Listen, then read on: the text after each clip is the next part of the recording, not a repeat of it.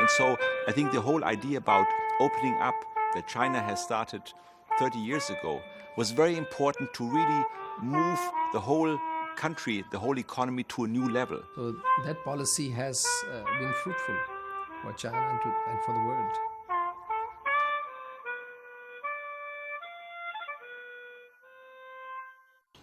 So the interaction between the global economy and the Chinese economy is an inevitable consequence of economic development being prioritized.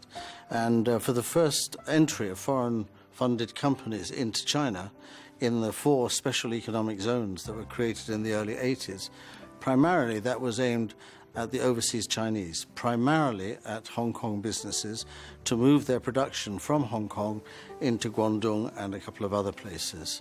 And then later, as that was shown to be successful and in the interests of the Chinese people and the Chinese economy, so it was broadened to other countries, other peoples, and a wider area of activity. You know, openness has to do with really creating opportunities for many, many different players, which also means more competition. More competition means higher productivity, innovation, better ideas, better growth, better standard of living.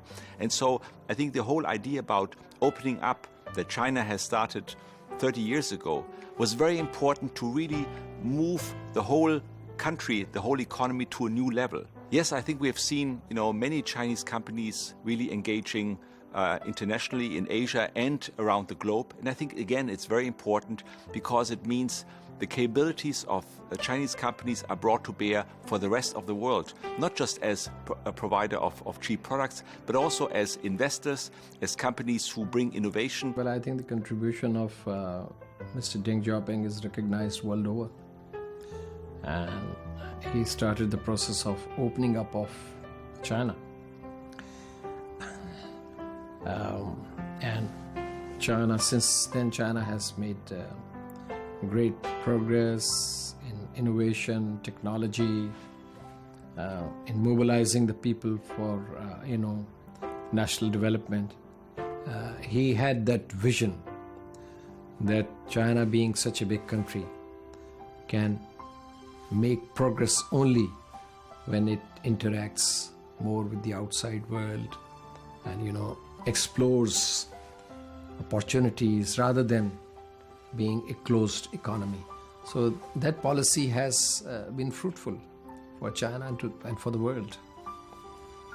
And anything that's ice-breaking, we're known as the icebreakers, anything that's ice-breaking always involves controversy, always involves people arguing about whether you should or you shouldn't take the risk. They did take the risk. They knew us. They knew we wouldn't try and fool them, make idiots of China or anything like that at all. And then began a big increase of foreign investment into China for development of the Chinese market. So it's an exercise that results from a decision to prioritize economic development.